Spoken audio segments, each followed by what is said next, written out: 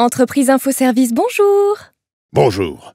Avec le confinement, je me suis refait toutes les saisons de How I Met Your Hamster sur mon écran full LED. En plus, je passe ma journée devant mon écran pour le boulot. C'est dangereux pour ma vue, ça, non? Pas exactement. Je vous explique. Les systèmes à diode électroluminescente, ou LED, sont utilisés dans de nombreux objets du quotidien. Écrans à rétroéclairage, ampoules, phares ou même jouets. Les LED sont très populaires, notamment car elles permettent une faible consommation énergétique. En 2010, il a été démontré qu'une forte exposition à la lumière bleue utilisée dans les LED avait des impacts sur notre santé. Celle-ci abîme les yeux des enfants et des jeunes adultes. L'œil filtre la lumière bleue grâce au cristallin, sauf chez les enfants, dont le cristallin n'est pas assez opaque pour filtrer la lumière bleue. Le cristallin devient réellement efficace à l'âge adulte.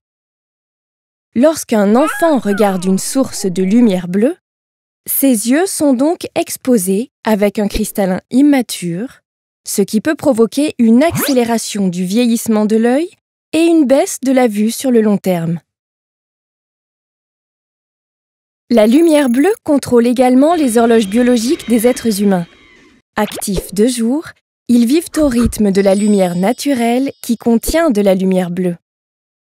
Une exposition nocturne à la lumière bleue, en regardant des écrans par exemple, peut donc déréguler le corps et provoquer des troubles du sommeil, si l'exposition a lieu peu avant le coucher, des risques d'obésité et de diabète sur le long terme.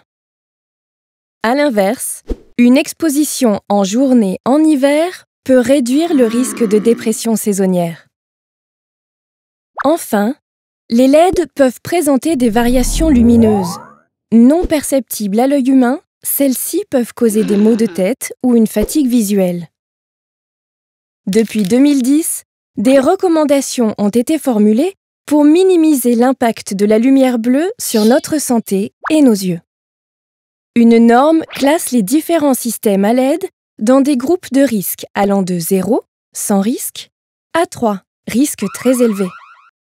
Il est recommandé de ne pas dépasser le groupe 1 pour préserver nos yeux, les éclairages les plus à risque étant réservés à des usages professionnels.